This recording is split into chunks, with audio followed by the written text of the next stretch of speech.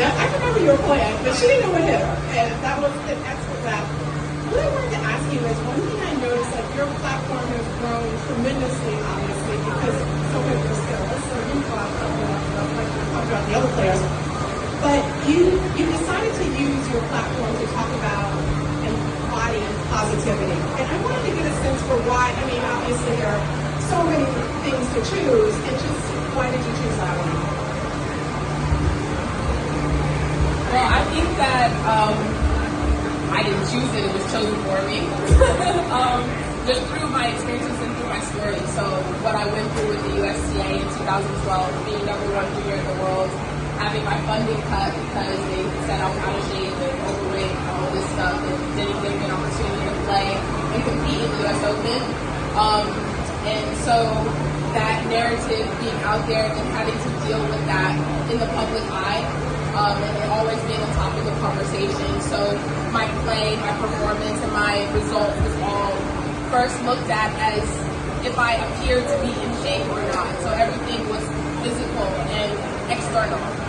So through that story, I decided to shape the narrative, and just back then there was no body positivity movement. So it was very much like this box or that.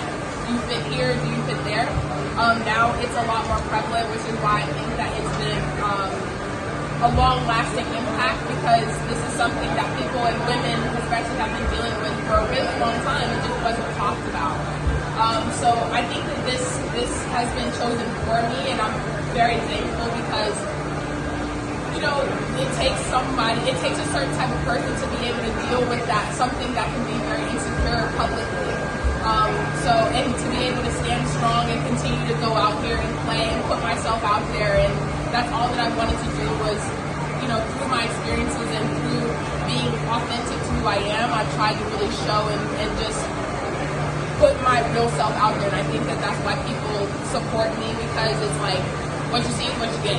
So if you see a little gut or a little whatever, I'm like, take this bomb belly or not, but you know, I'm over here hitting aces, so it doesn't really matter. I mean, that's all that I said. So yeah, you know, it's one of those things where, you know, you have to kind of detach.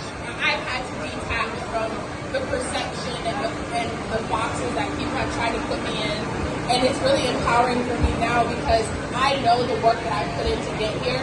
When I had my son and I came back, I had to lose over 100 pounds. I had a C-section, so I didn't know if I was going to be able to come back to the level that I was at. And I made the commitment to myself to say, when I come back, I'm going to come back ready to win, and I'm going to come back better than I left. And that's exactly what I did, and I think that is showing. So that's why I'm able to stand strong the way that I am, because I'm standing true on the word that I said for myself, and also the goals that I set for myself. So honestly, what anyone has to say, whether they're like, you look good in this dress or not, I'm like, I'm gonna wear it. If you like the capsule, you like it. If you don't, whatever, I'm still rocking. So it's been incredibly empowering for me, and it's been a journey for sure, because it hasn't always been that way. But I think that that's one of the reasons why people can, you know, support me. And it really means a lot, you know, that you guys have been following me for so long, because, you know, like I said, what you see is what you get. So I appreciate it.